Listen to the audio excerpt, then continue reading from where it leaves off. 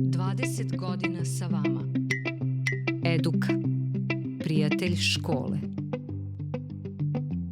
Više miliona udžbenika za sve uzraste. Hiljade stranica stručne podrške nastavnicima. Jedinstvena edicija Pedagoška raskršća sa svetskim bestsellerima o obrazovanju i vaspitanju. Decenija konkursa Čas za ugled za najbolje nastavne pripreme. Razvijanje udžbenika na digitalnim platformama. Kreativna saradnja sa autorima iz nastave. Kako da organizujemo ovogodišnje webinare, došli smo do nekog zajedničkog zaključka da moramo da promenimo nešto, promenimo format, jer smo shvatili da i našim korisnicima postalo pomalo monoton način na koji smo to do sad radili. Da, zapazili smo u kakvoj se meri promenio naš odnos tokom i nakon pandemije. Nakon pandemije smo uglavnom organizovali susrete u virtuelnom više nego u realnom okruženju i to je postalo već veoma monotono. Inače, za ovim stolom, ono što nismo rekli na početku, znači neki od nas su urednici, neki od nas su urednici i autori udžbenika, a Borisa smo zvali prosto da razgovaramo sa njim zato što je on autor našeg najnovijeg udžbenika, dakle, iz muzičke kulture. I ja lično sam uvek pomalo uzbuđena kad imamo nekakav novi materijal. Obično zato što mi i neku izradu materijala vezujemo uvek za neko donošenje novog nastavnog plana i programa, ali uvek lepo kada se između tih ciklusa pojavi nešto novo. Ja sam baš skoro imala zadovoljstvo da mi Nataša pokazuje neki svoj novi materijal na kome radi iz matematike, iako ja uređujem srpski jezik i istoriju. To su sve nekakve razmene ideja koje mi možemo da koristimo u svom radu i na neki način zapravo da aktivno učimo jedni od drugih. Jer i ovaj razgovor danas je zapravo na neki način zamišljen iz ugla, hajde da kažemo, nekih opštih ciljeva obrazovanja. Osetili smo zapravo da treba da se podsjetimo i mi koji radimo u ovom poslu koji je povezan sa obrazovnim sistemom i nastavnici same, kako bih rekla, unutrašnje svrhe ovog posla.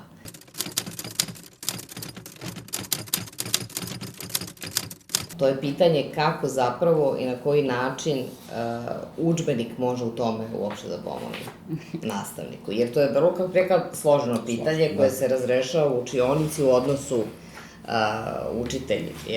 učenik, učitelj, učenici, a ovde sada mi smo oni koji treba da pruže tu podršku, da zapravo unutrašnja ideja vodilja svakog našeg udžbenika na neki način sadrži taj stav, razvijajući stav u svakom smislu. Mislim da pre svega tu udžbenik svoju ulogu može da doprinese tom nekom kognitivnom razvoju deteta na različite načine. Da li je to način strukturiranja samog sadržaja, da li je to interakcija koja se ostvaruje putem naloga, zadataka. Zaista postoji širok dijapazon i načina na koji mi to negde ostvarujemo.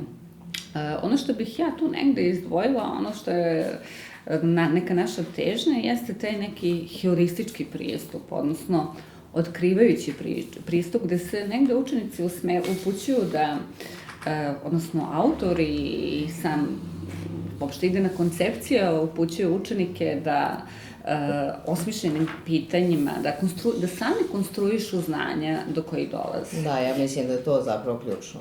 Vrlo je važno da učenik negde ne dobije znanja u gotovom obliku, nego da ga vodimo korak po korak kao usvajanje znanja.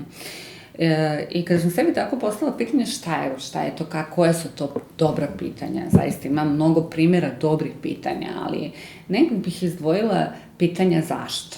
Zašto je ovako, zašto je onako. I na to me podstaklo to neko, da kažem, saznanje da su deca samo po sebi izuzetno radoznala i kao mali imaju milion pitanja zašto. Zašto na livadi ima više pčela i osa nego u šumi? Razmisli i objasni zbog čega je važno da ženke fazana budu manje uočljive od mušika. Pritom, učenici treba da pročitaju tekst, date fotografija, ilustracija, treba da interpretiraju tu fotografiju i da izvuku zaključak. Znači, ne dajemo im znanje u gotovom obliku, nego ih misaono aktiviramo. Ili, isto još jedno zanimljivo pitanje, kojoj vrsti drveća krstoklijom pomaže u razmnožavanju? Objasni kako. Opet je data fotografija, tekst koji oni moraju da pročitaju sa razumevanjem i onda da povežu sa onim prethodno naučenim i da izvedu neki zaključak. I mislim da na taj način razvijamo neku funkcionalnu pismenost koja nam je zaista vrlo, vrlo važna u nekom budućem periodu i sada i da je važno da decu usmeravamo, da su rezultati raznih istraživanja pokazali da nedostaje funkcionalne pismenosti. I neka celokupna, kažem, idejna orijentacija eduke kao izdavačke kuće i svih nas jeste da usmeravamo učenike da budu funkcionalno pismeni. Da, i da je to najvažnije. Da imamo loše rezultate, naša deca iz onog, ajde kažemo, temeljnog razumevanja pročitanog, to pokazuju različita testiranja. Ja mislim da ljudi često nisu svesni zapravo toga koliko je teško smisliti dobro pitanje.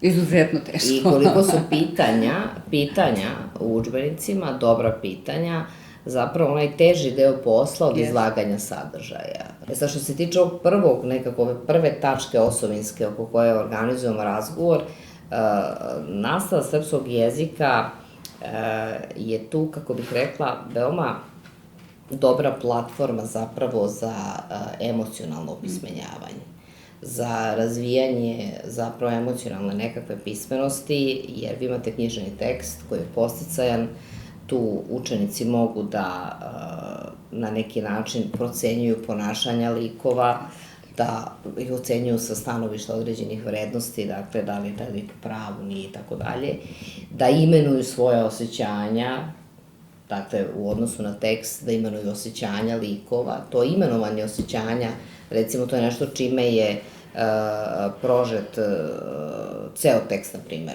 čitanke za 3. razred. Znači, to je, ja mislim, uz gotovo svaki tekst imate tako neko pitanje koje je zapravo vrlo važno jer dete na neki način podržava i u tom emocionalnom opismenjavanju i u osvešćivanju socijalnih odnosa, kako da se postavi u nekim socijalnim odnosima koji su možda za njega izazovni i tako dalje. Tu je nastava književnosti stvarno u tom smislu veoma, veoma važna, temeljna čak, ja bih rekla. Mislim, jer je ona nekako pruža najviše mogućnosti za to. Ali opet, da bi se to ostvarilo kroz udžbenik, vi morate da imate autora i urednika i tim ljudi koji taj udžbenik oblikuje sa punom svešću o toj potrebi. Dakle, to mora da bude nastrojenje ljudi koji to rade. Nije dovoljno da imate samo program i to piše negde u programu, imate tekstove i tako dalje, nego zaista ljudi koji se time bave moraju da imaju taj nivo osvešćenosti koji onda, po mom mišljenju, u daljem toku stvari pomogne učitelju da to osvesti, pomogne detetu, jer podsjećam, znači, idealan udžbenik je onaj koji dete može samostalno da koristi, da od početka do kraja pročita lekciju, do potpunosti razume, bez ičije pomoći, dakle, o čemu se tu zapravo radi. Samostalno korišćenje udžbenika jeste san valjda svakog autora, međutim što idemo ka nižim razredima, to je naravno sve teže. Jeste, to je veći izazov da se napiše. Veći je izazov, a za muziku je posebno teško zato što neke oblasti je prosto nemoguće raditi bez sufliranja nastavnika, odnosno učitelja. Ne može dete samostalno da uči notaciju, ne može samostalno da uči sviranje ili pevanje, dakle prosto mora biti živ čovek tu. Ali ovaj deo oko emocionalnog razvoja, ja mislim da je, možda nije paralelno sa srpskim jezikom, ali približavamo se tome. Mi znamo da je muzikoterapija veoma aktualna poslednjih decenija i znamo koliko je važna. I eto, možda samo na tom tragu nekako, ali naravno nema veze sa psihoterapijom, sa muzikoterapijom, pardon. Muzika je tu, tako je razvija emocionalni razvija prosto dete na taj način. Muzički primjeri koji su zastupljeni u udžbenicima su deo onoga što je preporučeno kroz nastavni plan i program, ali svaki autor ima pravo da nekih 30% odabere po svom nahođenju. Naravno, to je taj neki, ajde da kažemo, pogodak za svakog autora, da li će zapravo odabrati prave primere koji će uticati na dobar razvoj deteta. Kakvi si primere ti odabrao? Primeri koji, pre svega, oni moraju biti na uzrastu, uzrast koji se nas sada tiče, a to je 3. razred, odnosno niži razredi generalno.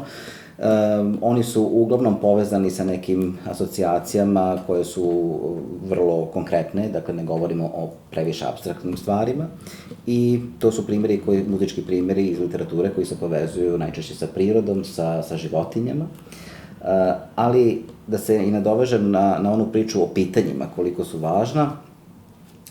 Kada se sluša jedno muzičko delo, to je u slučaju 3. razreda i nižih razreda generalno, to su primjeri koji su kratki, da bi se pažnja održala. Ne možemo slušati ceo stav simfonije od 15 minuta, ali neki segment, to nije slušanje samo po sebi, već ono može biti vrlo aktivno i ono se aktivira tako što se postavljaju pitanja. Dakle, dete dok sluša, ono mora da ima određen zadatak da bi stvaralo određene fantazije koje su muzičke fantazije, ali to su u muzičkoj pedagogiji tako naziva, koje su u vezi sa konkretnim muzičkim primjerom.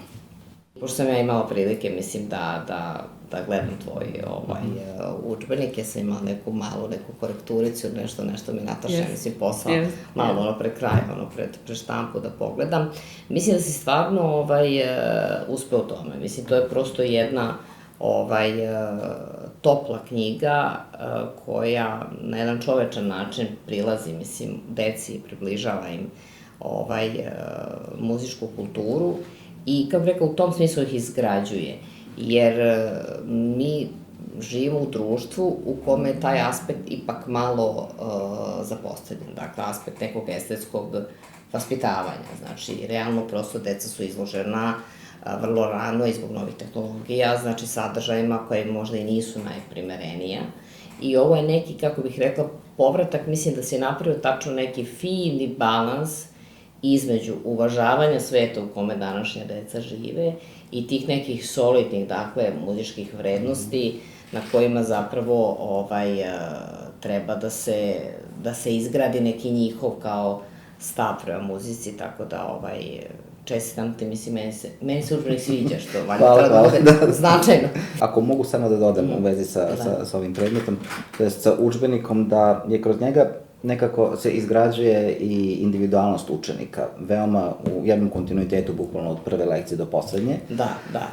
Što nam je, čini mi se, za ovu temu isto važno, a to je putem kompozicija koje su nasnimljene, to je pesmice koje su nasnimljene uz pevanje i koje su date samo sa klavirskom pratnjom. Dakle, učenik bukvalno svaki primer može samostalno da uvežbava kod kuće, dakle da razvija svoj, da kažemo, individualni maksimum, jer znamo da nije dete... Ne napreduju deca istom brzinom. Dakle, da se ne vežba samo u grupi, jer vi u grupi čujete ipak grupu, ne možete da svako dete, da izdiferencirate kvalitet svakog pevanja.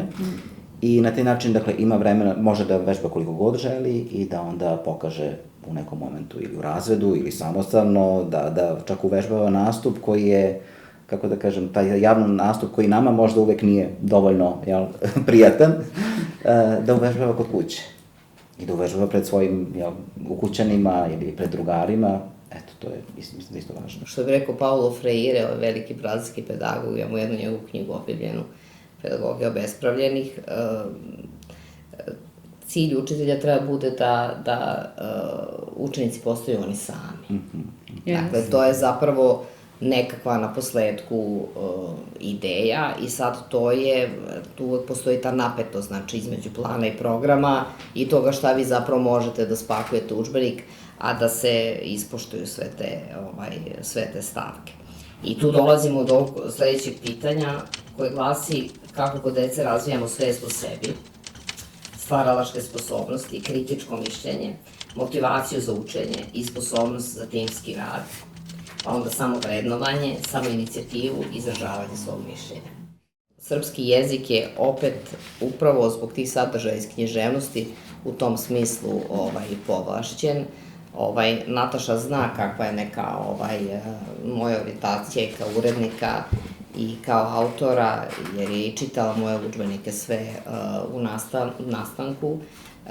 Meni je nekako, mislim da ono što nekako izdvaja naše udžbenike iz srpskog jezika, upravo to neprekidno problematizovanje svakog teksta.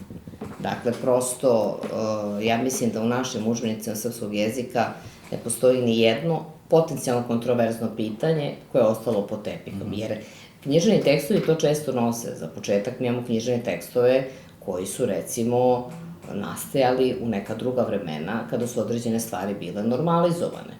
Imate u Nušićevoj tekstu to da, na primjer, da majka kazni fizički devojčicu. Znači, kod nas to pitanje ne ostane, kako rekla, neodgovoreno. Znači, mi ga na neki način adresiramo, ne dajući detetu opet gotove odgovore, nego tražeći od njega njegovo mišljenje, procenjivanje i tako dalje. Isto je sa traženjem od deteta da razmotri kako da se najuspešnije prevlada neki konflikt, na primer. Da predloži kako bi likovi mogli drugačije nešto da uradi. To stvaralačko se nekako najbolje razvija kroz te različite zadatke koje mi zovemo zadaci iz male škole pisanja. To su zadaci iz kreativnog pisanja, to ima zaista dijapazon različitih zadataka, ali deca se nekako postiču da tu daju drugačiji kraj priči, da uvedu neki novi lik, da mislim, prosto tu je sad čitav niz, kako reka, načina na koje vi možete to da razvijate i kažem, nekako je to može u srpskom jeziku i lakše, ali je vrlo važno, čini mi se, kažem, u svakom predmetu da se razvija zapravo ta svest o tome da stvari mogu da se promisle i drugačije, da o stvarima može da se kritički promisli iz više različitih uglova. Mislim da se to kod nas uopšte nedovoljno postiče. Recimo, ja sam se uvek pitala kako se to uopšte radi, na primjer, u nastavi matematike, jer je neki moj utisak kao iz mog školovanja bio da je nastava matematike nekakva procedura u kojoj mene neko sad nauči kako to da radim. Ja to na taj jedan zacrtani način treba da uradim. Da. I to je, kako bih rekla, ja zaista shvatam, mislim, posmatrajući i moju decu, da to zaista za decu kao proces na kraju biva ponekad, mislim, frustrirajuće. A onda kad uđete malo dublje u to, vi shvatite da dobar zapravo metodičar matematike, dobar pisac udžbenika matematike, na potpuno drugi način posmatra tu stvar. Da se tu i tekako, pored logičkog, razvija, mislim, ono kritičko mišljenje, kada je neko, mislim, dovoljno vešt, kako bih rekla, da stvori tu zapravo atmosferu i u udžbeniku i na času, mislim, Tako da o tome vjerojatno Nataša može nešto više da kaže. Razmišljajući o odgovoru na ovo pitanje, nekako mi je prvo pala ideja koju je istakla Dijana Plut u toj publikaciji Udžbenik kao kulturno-potporni sistem, gde je navela da važnost i značaj zanimljivih slika, ilustracija, kontroverznih ilustracija, duhovitih, su to u stvari neka moćna sredstva koje omogućavaju stvaranje predstava u sadržaju koji se uči. Sadržaj geometrije, onako, sam po sebi za decu, ponekad može biti malo teže shvatljiv. I sad bih navela jedan primer optičke varke.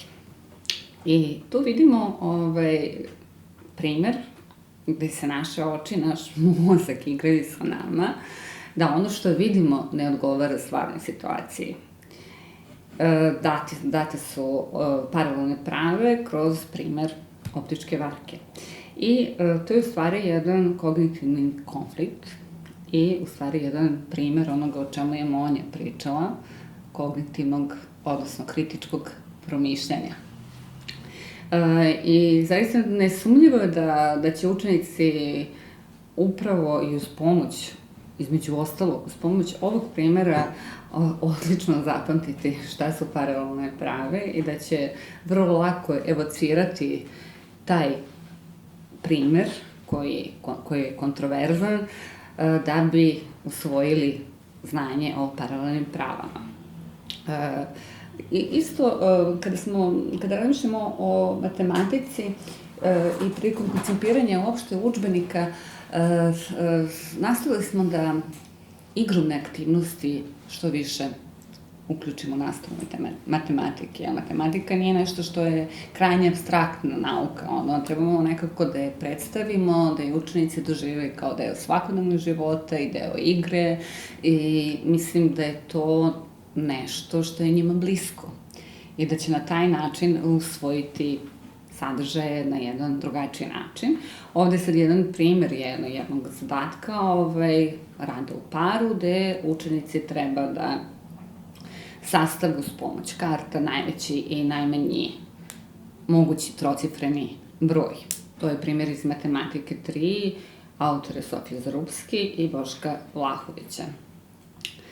Tu, s jedne strane, imamo sad tu i taj moment samovrednovanja, znači, i oni treba da provere, znači, da li je to zaista najveći, da li je to zaista najmanji trocifreni broj, i tako da ovim primjerom ostvarujemo razne kompetencije.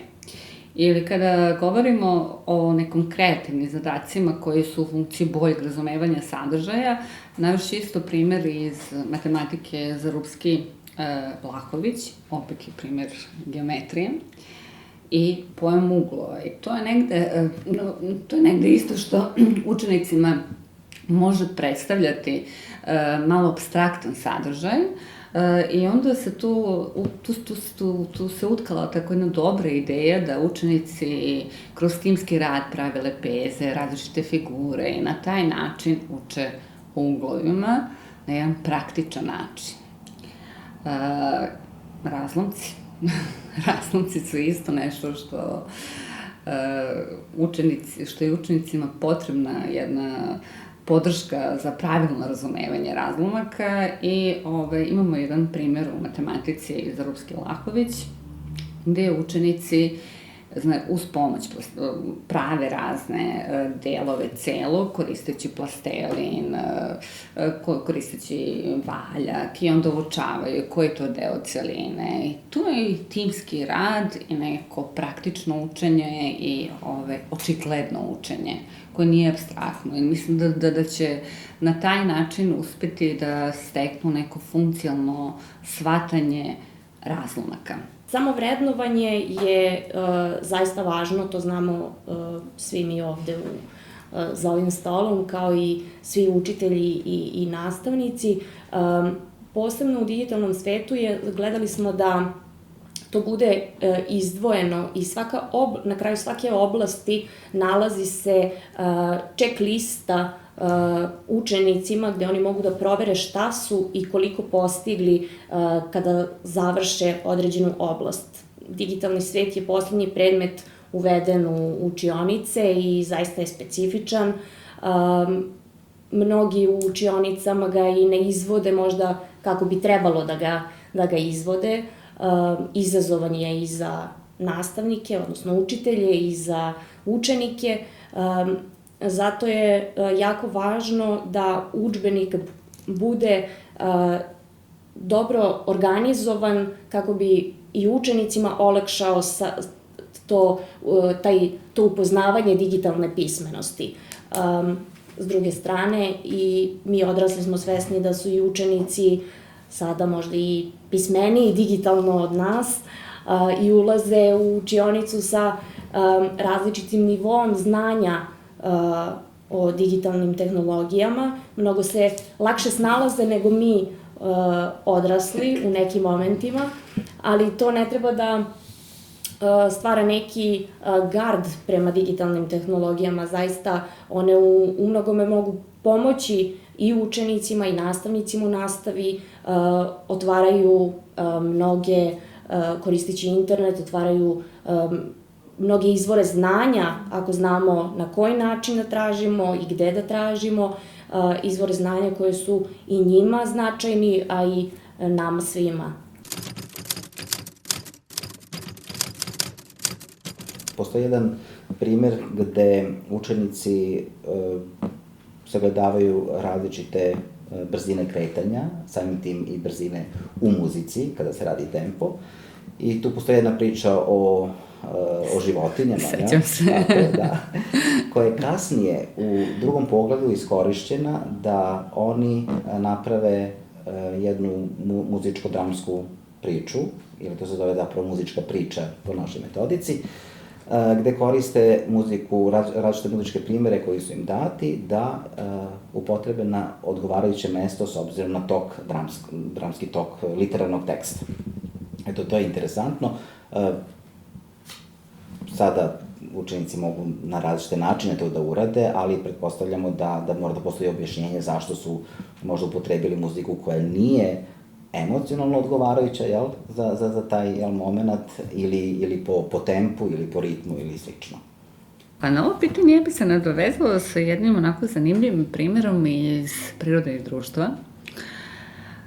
Kada su učenici dobili jedan istraživački zadatak da istraže, znači, u stvari program je predviđeno, znači, priča se i upoznaju se narodi našeg kraja, svi koji mi živimo ovde, i imaju zadatak da istraže tipična jela, nošnje, praznike, običaje, a meni je to nekako vrlo blisko, jer sam odrasla u jednoj tako multikulturalnoj sredini.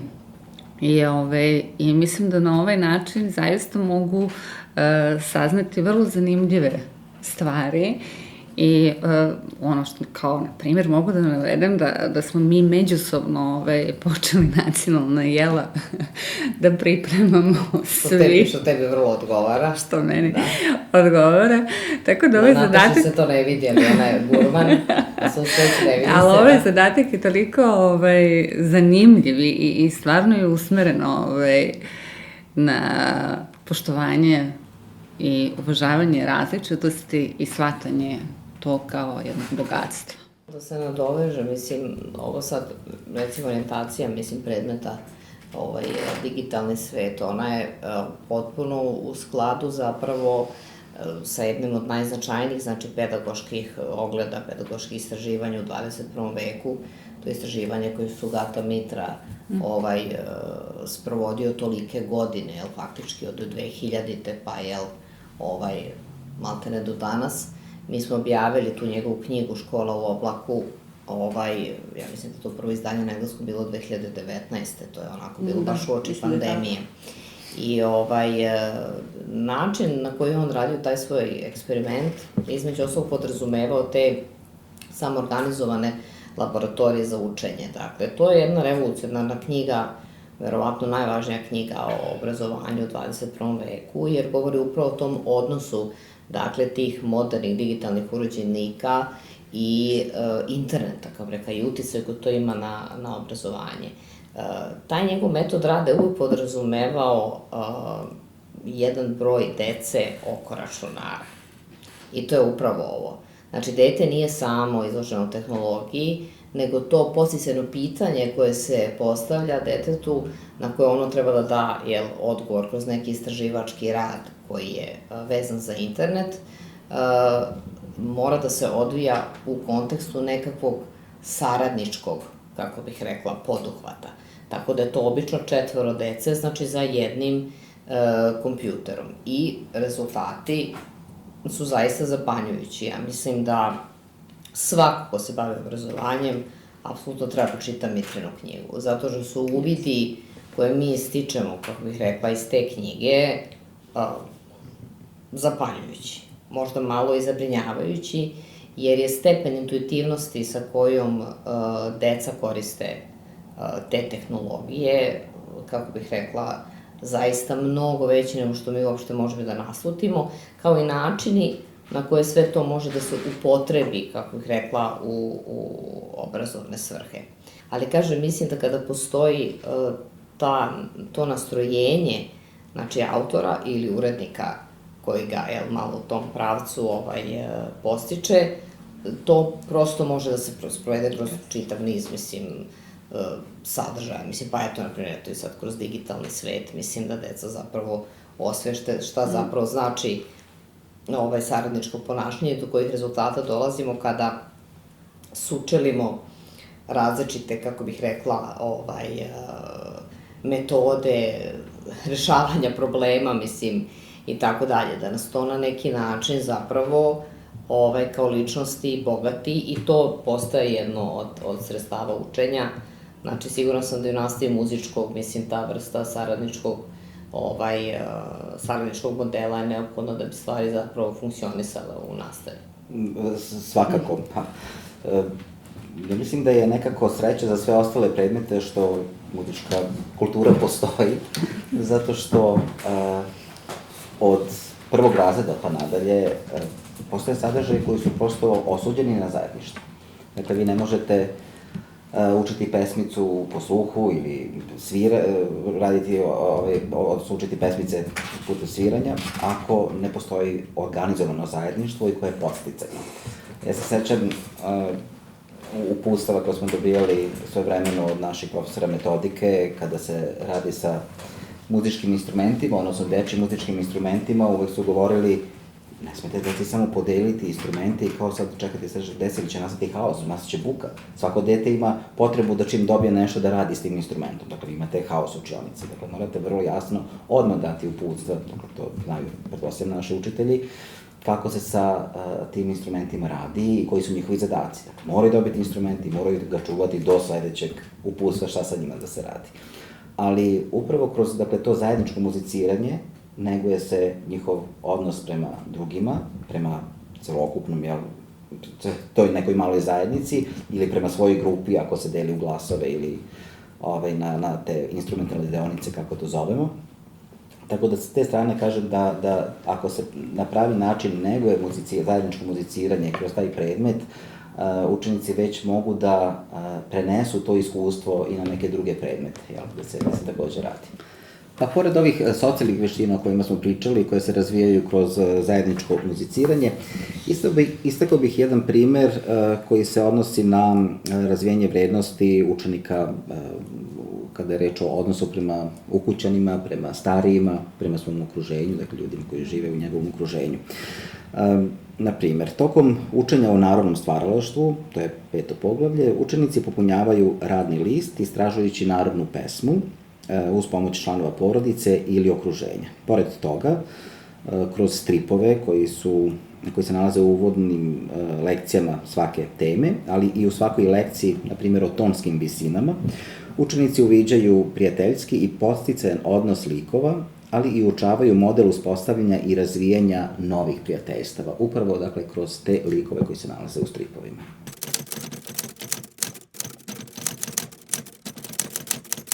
Mislim da je upravo zbog toga taj predmet digitalni svet od izuzetne važnosti i da je dobro što je osmišljen, znači, od prvog razreda, jer on nekako zapravo pravi, čini mi se, taj filter prema svemu onome što se događa deci danas i Nevena sa tim nekako najupućenije, Nevena samo da je uređivala digitalni svet, neko je ovde kod nas urednik, inače naših digitalnih izdanja, mi kao i svi ostali izdavači imamo digitalne udžbenike i ne samo to, nego smo, ja ne znam na koliko smo mi platformi zapravo razvijali digitalne udžbenike do sad, ja mislim da je to, da li beše 5 različitih platforma za 10 godina i meni je uvijek bilo simpatično kako Nevena, koja uređuje sve to i najviše od svih nas zna o tome, kako ona uvijek zadržava taj neki, pošto je mama deteta u nižem razredu osnovne škole, kako zadržava tu jednu distancu, pažljivu distancu prema toj kao tehnologiji, neka polako, mislim. Pa da nešto više kažeš o tome. Da, eto, prvo da se nadovežem na to da kao roditelji mi svi imamo taj neki strah, tu neku bojazan, koliko u stvari deca danas koriste digitalne tehnologije, u kolikoj meri. Evo jednu anegdotu, moje dete je pre neki dan radilo lektiru i bilo je potrebno da napišemo biografiju Jovana Jovanovića Zmaja, gde sam ja kao želela da prikažem primer kako bi to trebalo da izgleda, izvadila literaturu, knjigu i čitamo biografiju Jovana Jovanovića Zmaja, a moja ćerka na to kaže, a mama, zašto samo ne pogledaš na internetu? I to je meni onako pokrenulo jedno, pojavilo se mi se znak pitanja zašto deca sve više se okreću internetu, digitalnim tehnologijama, a sve manje knjizi. To je ono što je Monja već pominjala. I nekritički veruju u tome što tamo piše. I nekritički veruju.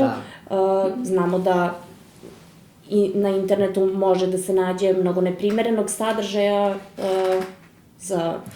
za decu i čak i odrasli mogu raznim sadržajima pristupiti. Informacije koje do nas stižu uglavnom su neproverene, neistinite. Zato je digitalni svet prvenstveno nekako smatram da je osmišljen kako bi se učenici pre svega zaštitili u tom digitalnom okruženju, da imaju neke informacije na koji način da se zaštite dok koriste društvene mreže, dok posećuju internet, dok koriste same uređaje iz svog okruženja. Recimo, ono što je jako interesantno u udžbeniku za 3. razred, prikazane su ikonice koje se pojavljaju na igricama i koje označavaju za koje su one uzrast namenjene i označavaju koju vrst, da li recimo u tim igricama koje su namenjene za decu, da li postoji nasilje i koja vrsta nasilja je u igricama. Tako da i roditelji na taj način mogu da kontrolišu igrice koje deca koriste u kući. Malo i roditelji zapravo uče iz udžbenika. Malo uče i roditelji. Digitalni svet, da. Mi zaista danas imamo potrebu za tom još jednom vrstom pismenosti. To prosto mora da se stavi u nekakve okvire i da se zapravo kod deteta artikuliše. Mislim da dete napravi jednu, kako reka, malo kritičku distancu prema tehnologiji koja polako preuzima naš život i neki aspekti su svakako pozitivni, ne treba sada da imamo neku fobiju toga i ne znam nekakav strah, ali moramo to i da stavimo u neke okvire koji odgovaraju i nekim ipak, kako bih rekla, razvojnim potrebama deteta. Da, ovdje bi se ja sad nadovezala kad smo pričali o tim nekim rizicima i prosto što je neophodno da decu učimo da budu predostrožni i da kritički promišljaju i pristupaju tim sadržajima koji su dostupni putem interneta. U udžbeniku matematike kada govorimo u oblasti merenja i mere, vrlo mi je zanimljiv taj kontekstualni pristup. Tu je učenicima dato da, koristeći Google Maps-e, odrede udaljenosti između gradova ili jedan prijatelj da posete drugog prijatelja, da izračunaju koliko je to metara A to je recimo ono, na tom nekom uzrastu polako i stvarno uvodimo u to da je to neki način stvarnog snalaženja, da li u svom gradu, u nekom tuđem gradu, svi mi kad smo putovali neminovno smo koristili tako nešto, a ovo mi je interesantno zato što je kontekstualni primer, povezan sa svakodnevnim životom, nisu, znači, neke nerealni podaci, nego vrlo, vrlo realni, verodostojni i šta je ono najvažnije? Da dete shvati da matematika nije apstraktna. Opet, ovo je, znači, jedan primer da matematika nije apstraktna nauka. Matematika je svuda oko nas. Evo, znači, Google Maps, izračunaj i to je sve, i to je matematika. I na taj način se stiču ta neka funkcionalna znanja. Naravno, ovde opet imamo korelaciju sa prirodom i društvom.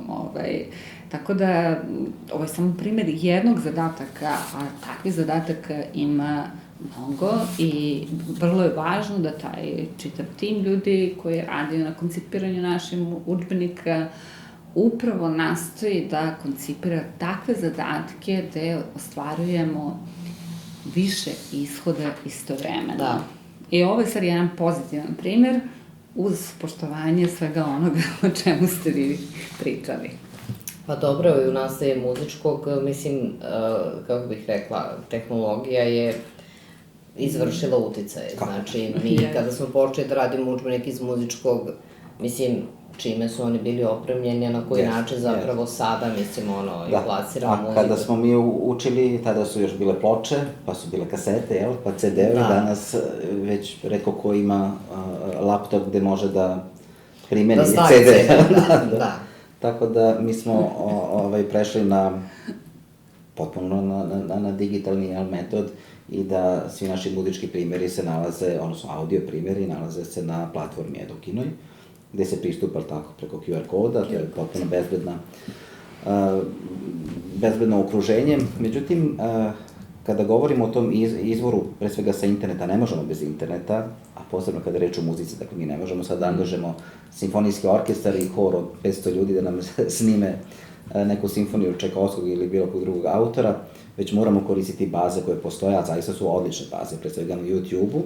Međutim, isto tako ne možemo ni decu pustiti da kažemo ajde sad istraži i nađe kompoziciju, zato što nam je važno i da ta kompozicija bude estetski dobro predstavljena, dakle da interpretacija bude kvalitetna, da ne bude bilo kakva, tako da ih učimo kroz primere, kroz naše naloge, to je dajemo im precizna uputstva kako da dođu do određenog primera. I ja mislim da ovde sada nekako prirodno, kad razmatramo ovo društvo koje se menja, za koje mi onako pokušamo da uhvatimo korak ko kasom, ko trkom, mislim, od nas, u zavisnosti od stepena prilagodljivosti, moramo postavimo pitanje, ovo je jedna od tih,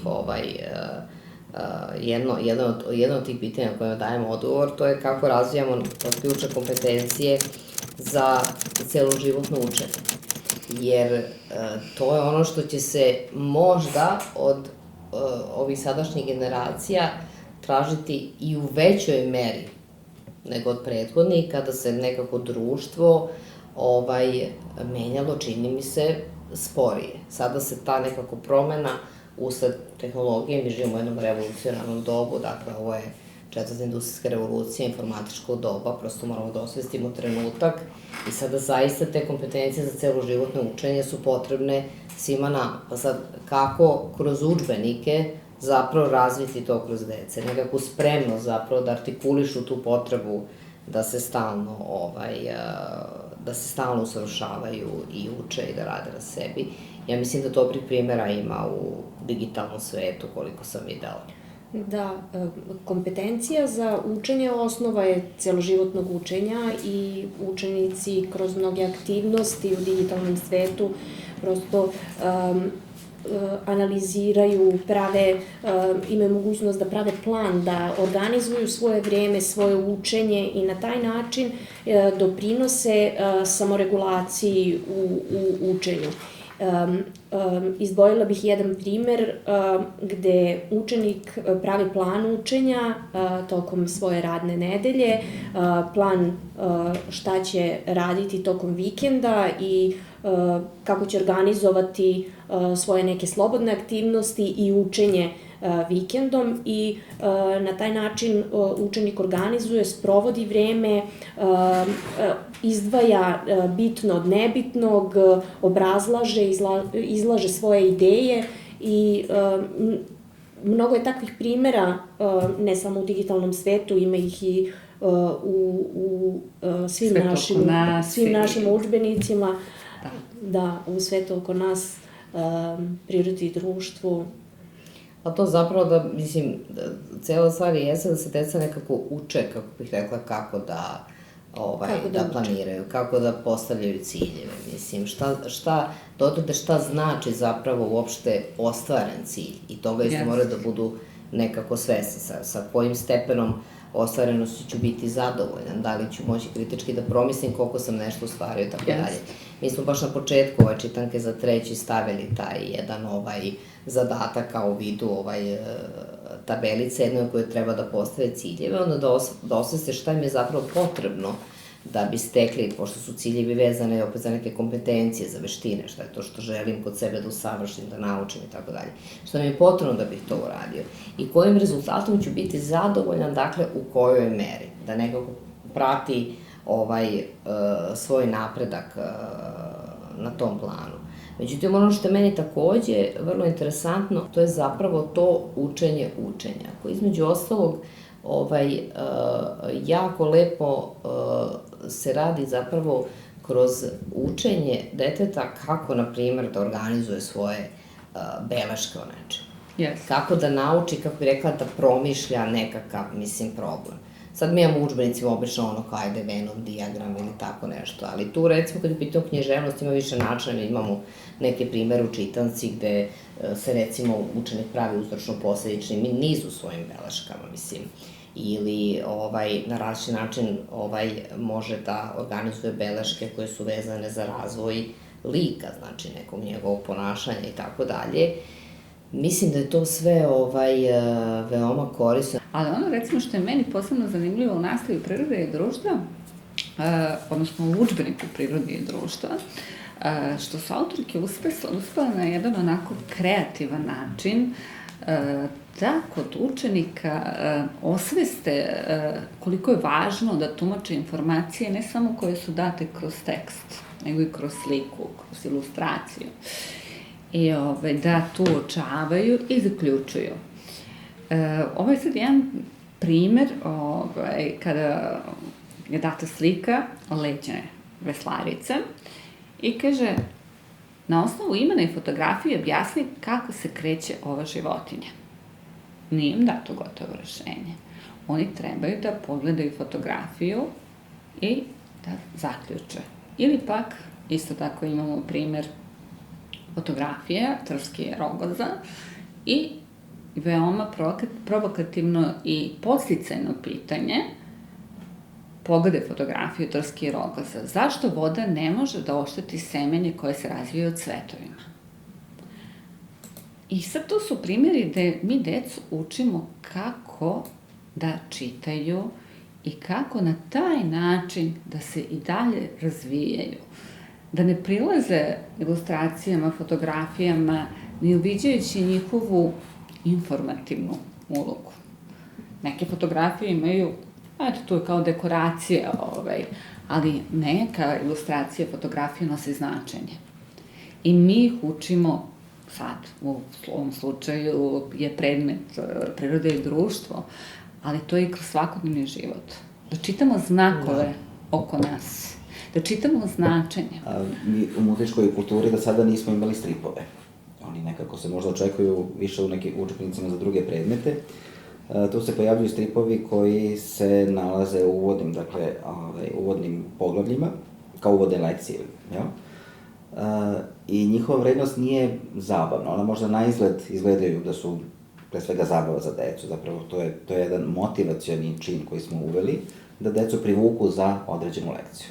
Dakle, to je pre svega. A onda ima jedna druga, jedna potka, to je edukativna funkcija svih tih dijaloga. Dakle, oni imaju, dakle, neku priču koja treba da ih poveže sa sadržajem buduće lekcije, ali jeste ta neka edukativna. Dakle, učitelj ima jednu, kako da kažem, široku paletu mogućnosti da konstruiše pitanja i da napravi nove dijaloge u odnosu na te priče koje su tu date. Dakle, eto, mislim da je to jedna posebna vrednost i evo ja se zahvaljujem svima koji su učestvovali i Monji koja je pomagali Nataši u tim dijalozima, ali i našoj ilustratorki koja je takođe mnogo vremena provela da osmisli likove i da ih nekako postavi da ti dijalozi prosto budu verni i interesantni.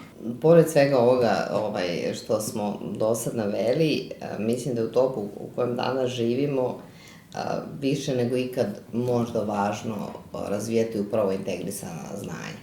O tome ima dosta reči i u stručnoj literaturi i u raznim smernicama koje su vezane za nastavni plan i program. I možda bi se trebalo podsjetiti pre svega zašto je to važno, a potom i na koji način je to implementirano u našim knjigama. Moram da priznam da je za mene najveći izazov predstavlja upravo odgovor na ovo pitanje, jer iz mnoštva primjera odabrati neke koji su onako najtipičniji i najrazumljiviji nije bilo baš lako. Kada kažemo zašto je taj integrisani pristup važan, jer nastavni sadržaji su podeljeni na različite predmete, a deca doživljavaju svet celovito. Svet prosto nije podeljen na predmete i deca ga tako doživljavaju. I negde od tih poslednjih decenija sve češće su taj multidisciplinarna istraživanja u različitim temama, pa je utoliko, da kažem, nekako i logično da nastava prati logiku koja je iz stvarnosti preslikana u nauku.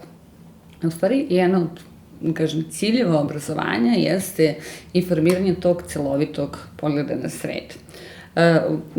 Upravo iz tog razloga je, mogu da kažem, narativ koji je svojstven edukinim izdanjima uopšteno, ne samo pojedinačnim udžbenicima, nego uopšteno da s našim, znači i udžbenici i dodatni materijali budu koncipirani tako da učenici steknu celovitu sliku o svetu koji ga okružuje. Kada sam razmišljala o tome kao zbog čega je važan taj integrisani pristup, šta mi time dobijamo, šta učenici, odnosno time dobijaju. Jer korelacija sadržaja različitih predmeta omogućava dubinsko razumevanje. Na taj način deca mogu da uoče uzročno-posledične veze između pojava koje proučavaju. Samim tim znanjem postaju trajnija, funkcionalna i celovita. I mislim da je to mnogo važno i odražava stvarnu sliku stvarnosti. I primjera zaista ima mnogo i od primjera kojeg ću krenuti, to će biti prilog iz prirode i društva. Priroda i društvo je ono predmet koji je sam po sebi integrativan. Korelacija sadržaja različitih predmeta. Ovdje ću navesti jedan primjer zadatka kroz koji se ostvaruje korelacija sa sadržajima matematike. Kroz čitanje i analiziranje podataka grafičkog prikaza o dužinama reka. Zašto je to važno? Učenici na ovaj način interpretiraju podatke koji nisu dati u gotovom obliku, nego putem grafikona. I oni će naučiti koja je najduža, koja je najkraća reka, upravo kroz tu analizu, a ne kroz to puko pamćenje. Zatim, kada govorimo o integraciji, nije svojstvena samo udžbenika o prirodi i društva, već je svojstvena i udžbenicima matematike. Izdvojila bih jedan od mnogobrojnih primjera koje smo implementirali kroz različite zadatke. Izdvojit ću primjer tekstualnog zadatka o manastiru Visoki Dečani, gde učenici treba da izračunaju broj prodatih proizvoda koji su proizvedeni u manastiru. Uočavamo da taj zadatak nije samo matematički nego je smešten u jedan širi kontekst prirode i društva, istorije, kulturnog nasleđa. I ovakvi sadržaji su dati u duhu negovanja tog kulturnog nasleđa i u izvesnom smislu imaju nacionalno obeležje. Kada govorimo o tom integrisanom primjeru navešću jedan zanimljiv primjer korelacije matematike i muzičke kulture kroz povezivanje notnih vrednosti i razlomaka u udžbeniku matematike Lageta i Bogićević. Ne znam da li biste vi, Borise, možda imali nešto da dodate? Pa, ovo je sada jedna situacija gde, iako muziku zaista doživljavamo kao najapstraktniju umetnost, možemo malo da je razotkrijemo i da vidimo da nisu baš stvari tako apstraktne, a matematika nam tu upravo pomaže. U 3. razredu, kao što znamo, imamo jednu oblast, veoma obimnu, to je ritam, gde se uče trajanja tonova, odnosno trajanja nota, i to znanje je prosto nemoguće bez znanja iz matematike kada govorimo o razlomcima. Tu se uče polovine celog, odnosno polovine, onda četvrtine i osmine, to je gradivo u okviru 3. razreda, a mi smo napravili kroz jedan očigledan primer, mislim da on i veoma čest inače u praksi, to je deljenje pice, imamo celu picu, onda naravno kroz strip i situaciju, to daje neku dodatnu dinamiku, jeste, dakle na jednom rođendanu se situacija dešava gde se pica deli, onda svako komentariše da li je dobio osminu, da li je dobio 2 parčeta koje daju ukupnu četvrtinu, ili ko je koliko pojao, tako da tu nekako pokušavamo da to stavimo u neki stvarni okvir, a onda naravno kroz razne didaktičke primere za samu muzičku oblast, oni utvrđuju te odnose trajanja. Da, meni je bilo interesantno upravo to što je dato kroz formu stripa.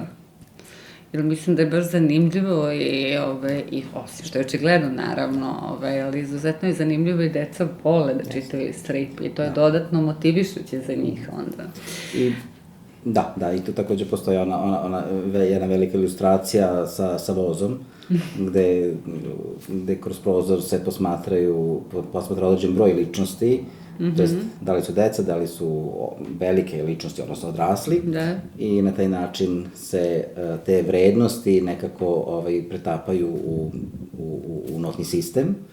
To, naravno, sada kada se vidi na ekranu, onda bude mnogo jasnije nego samo kada se govori o tome. Da, kada sam tragala za ovim ilustrativnim primerima, interesantno je u matematici, u lekciji u redosledu matematičkih operacija napravljena je kreativna korelacija sa pravilima ponašanja u saobraćaju. Odnosno, značenje saobraćajnih znakova, obavezno zaustavljanje i put sa prvenstvom prolaska. I opet se negde vraćamo onda na početak te neke priče kada sam pričala o udžbeniku kao kulturno-potpornom sistemu, koliko sam taj znak doprinosi da se lakše upamti neko pravilo ili da se lakše priseti, da se primeni. Tako jedan mali segment koliko može doprineti trajnosti znanja.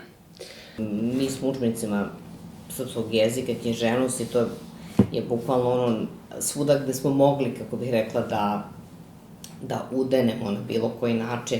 To je pre svega jedna dobar, kako bih rekla, poligon za razvijanje empatije prema životinjama, prema živom svetu, odgovornosti za životinje koje su nam poverene na staranje, dakle, ne samo za kućne ljubimce, već prosto i za neki, ajde da kažemo, živi svet koji možda ugrožavamo nekim svojim delanjem ili nedelanjem i tako dalje. Tako da je čitav niz primera, dakle, u našim udžbenicima, znači od 1. do 4. razreda, nekako smo gledali da to u što većoj meri implementiramo, tako da deca zapravo podignemo neku svest koju ja mislim da deca kao nekako prirodno empatična stvorenja koja uglavnom, mislim, vole životinje i tako dalje, nekako je lepo da se to naglasi. Ali tu ima, kako bih rekla, i nekih primera gde kroz ta pitanja, koja jesu etička pitanja, razvijamo i nekakve kritičke diskusije, na primer, da li je u redu da životinje budu zatvorene u zoološki vrt, da li postoje primeri u kojima je to za životinje dobro i koji su to primeri, da li postoje primeri da je to za životinje loše, prosto da se i u udeljenju razvije nekakva diskusija o tome jer se nekako i naš celokupni kulturni stav u odnosu na prethodne generacije prema tim nekim pitanjima sada menja. Zato što se svet promenio, planeta se promenila, više o tome znamo i tako dalje. Tako da mogu da zamislim tek koliko je toga prisutno, recimo, u nastavi prirode i društva. Postaje mnogo više još. Monja, nadovezala bih se sada sa jednim onako interesantnim zadatkom iz prirode i društva.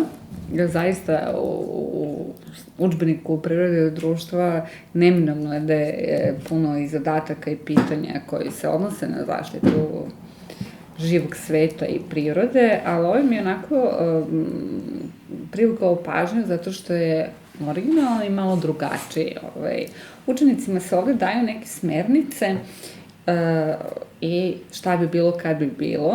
Pitanje usmereno da zamisle da je njihovo odeljenje malo ali vredno udruženje za zaštitu prirode. Pa od toga im daju, znači kako će da odaberu odnosno ime udruženja, da nacrtaju i osmisle neki prepoznatljivi znak, koje majice bi nosili, koju poruku ljudima bi saopštavali, koje akcije bi preduzeli, kome bi se obratili, za širu podršku, tako da je to onako strukturirano po koracima, otprilike kako jedno udruženje zaista i formira se, tako da je... Kako napraviti malog ekološkog aktivista? Jeste, malog ekološkog aktivista, onako po koracima, i meni se ta ideja dopala i eto, iz tog razloga sam je izdvojila. Vrlo slično je u digitalnom svetu. Izdvojila bih jedan zanimljiv primer. Prilikom učenja ključnih reči, na koji način u stvari učenici pretražuju internet da bi došli do relevantnih informacija. U konkretnom primjeru iz udžbenika oni izaberu neku životinju, zaštićenu vrstu i istražuju o toj životinji i prave poster. Tu sad se njihove i istraživačke sposobnosti prikazuju, ima tu malo i stvaralačkih i sve nekako je integrisano u taj jedan zadatak da prikažu svoje, na koji način će pronaći informacije o zaštićenim životinjama i kako će to iskoristiti u učionici da naprave jedan ekološki poster na digitalni način, u digitalnoj formi. Dakle, što je bio cilj ovog nekog našeg razgovora danas, jeste na neki način, hajde da kažemo, unutrašnji smisao zapravo obrazovanja. Znači, svi mi u planu i programu postavljene nekakve jasne zadatke, šta je ono što treba da donesemo u udžbeniku, to isto treba da sprovedu učitelji u učionicama, a šta je zapravo nekakav, kako bih rekla, unutrašnji smisao svega toga. To je ono što često zaboravljamo. To je kakvu ličnost na neki način, ono što mi radimo, ono što učitelji rade, što se roditelji kod kuće trude, kakvu to ličnost mi treba da oblikujemo za neki svet koji dolazi i koje su to neprolazne vrednosti, dakle, koje ta ličnost treba sa sobom da nosi. Mislim, trudit ćemo se da tako i nastavimo i da razvijamo nove materijale.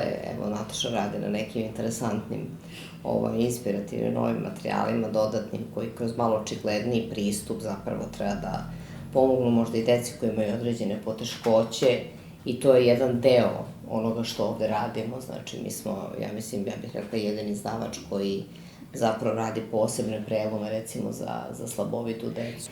Pošto si ti, kao pedagog, imala to jedno dragoceno iskustvo zapravo da radiš sa decom koja imaju poteškoće u učenju individualno. Ja sam neki dugi niz godina radila upravo to sa decom kojima je bila potrebna dodatna podrška u učenju i sada mi razvijamo materijale koji su namenjeni za neku dodatnu podršku učenicima, mogu se koristiti u svrhu IOP-a, znači, ali to su materijali koji su pre svega koncipirani tako da svako dete može da razume, u ovom slučaju, sad ću ja navesti matematiku, vidjet ćete kroz neke primere, navela sam merenje, ali merenje je nešto što je učenicima apstraktno.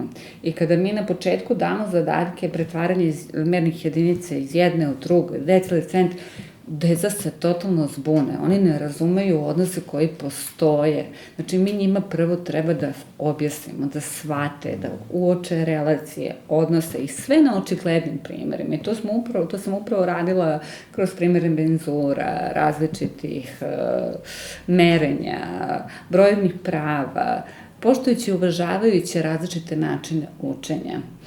Pa ja imam jednu tezu, mislim, inače da je generalno bavljanje ovim poslom i bavljanje bilo kakvim metodičkim poslom,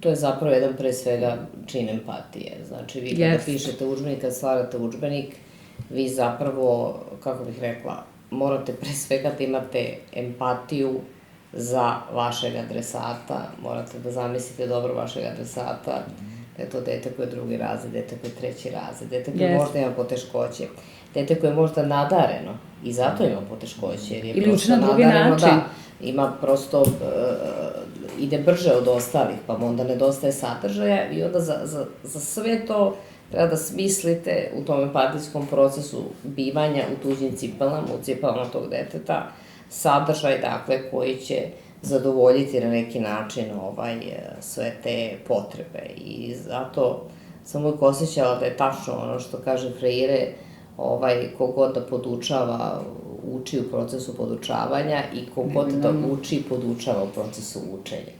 To je jedan dvosmeran proces u kome zapravo i onaj koji podučava uči zapravo od deteta koje podučava.